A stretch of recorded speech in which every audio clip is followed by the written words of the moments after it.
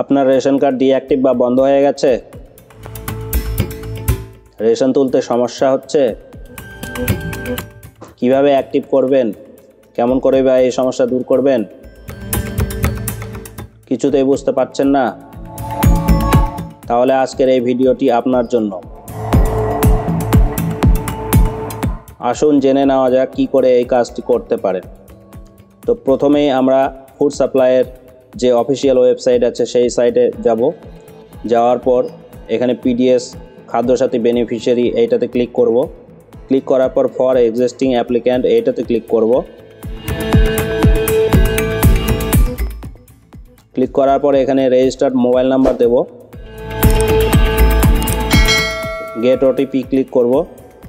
তারপর ওটিপি বসিয়ে প্রসিড বাটনে ক্লিক করব। ক্লিক করার পর দেখুন আমাদের ডিটেলস চলে আসবে। এইখানে দেখতে পাবেন লাল রঙের যে মার্ক করা অপশনটি, যে রেশন কার্ডটি দেখাবে ডিঅ্যাক্টিভেটেড দেখাচ্ছে।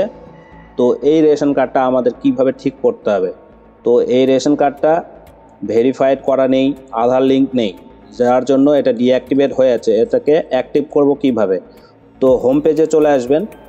হোম পেজে আসার পর দেখুন এখানে ভেরিফাই রেশন কার্ড এই অপশানেতে ক্লিক করবেন। ক্লিক করার পর এখানে রেশন কার্ড নাম্বারটি দিয়ে দেবেন, দিয়ে ক্যাপচা ফিল করবেন। ফিল করার পর সার্চ বাটনে ক্লিক করবেন।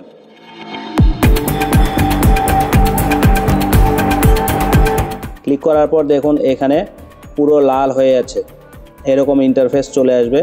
তো এইখানে দেখতে পাবেন ডু ই কেওয়াইসি বলে একটা লেখা, সেই যে লেখা ডু ই কেওয়াইসি লেখাটি আছে সেইটাতে ক্লিক করবেন। তারপর আপনারা আপনাদের ডিঅ্যাক্টিভ রেশন কার্ডের নাম্বার এখানে দিয়ে দেবেন এবং সার্চে ক্লিক করবেন। সার্চে ক্লিক করার পর আপনার রেশন কার্ডের ডিটেলসটা চলে আসবে এখানে। তারপর link Aadhaar and mobile number এটাতে ক্লিক করবেন। ক্লিক করার পর আপনার এখানে আধার নাম্বার দিতে বলবে, আধার নাম্বার দিয়ে দেবেন। নিচের চেক বক্সটি টিক মার্ক করে সেন্ড ওটিপি করবেন। মোবাইলে যে আধার ওটিপি যাবে সেটি এন্টার করবেন, করে সাবমিট করবেন। সাবমিট করার পরে এখানে দেখুন আধারে যা ডিটেলস রয়েছে সেই ডিটেলসগুলো অটোমেটিক্যালি চলে আসবে। এটা ভেরিফাই এন্ড সাবমিট করবেন। করার পর কিছুক্ষণ ওয়েট করবেন। এখানে মোটামুটি ই কেওয়াইসি টাইম আউট যে অপশনটি দেখায় সেই টাইম আউটটা কমপ্লিট না হওয়া পর্যন্ত এখানে মোবাইল লিঙ্কিংয়ের অপশনটি আসবে না। তো আপনারা ওয়েট করবেন। আগে মোবাইল লিঙ্কিংয়ের অপশনটি সঙ্গে সঙ্গে চলে আসতো, আধার লিঙ্কিংটা হয়ে গেলে সঙ্গে সঙ্গে চলে আসতো, কিন্তু এখন বর্তমানে সেই ই কেওয়াইসি টাইম আউটটা না হওয়া পর্যন্ত, কমপ্লিট না হওয়া পর্যন্ত মোবাইল লিঙ্কিংয়ের অপশনটি আসে না। তো ততক্ষণ আপনারা ওয়েট করবেন। ওয়েট করার পর যখন অপশনটি আসবে তখন সেই কাজটি করবেন। দেখুন এরকম অপশন চলে আসবে। তো আপনারা এখানে ইয়েস করবেন। ইয়েস করার পরে এখানে আপনার মোবাইল নাম্বার এন্টার করে সেন্ড ওটিপি করবেন। ওটিপি করার পর মোবাইলে আসা ওটিপি দিয়ে ভেরিফাই অ্যান্ড সাবমিট বাটনে ক্লিক করবেন।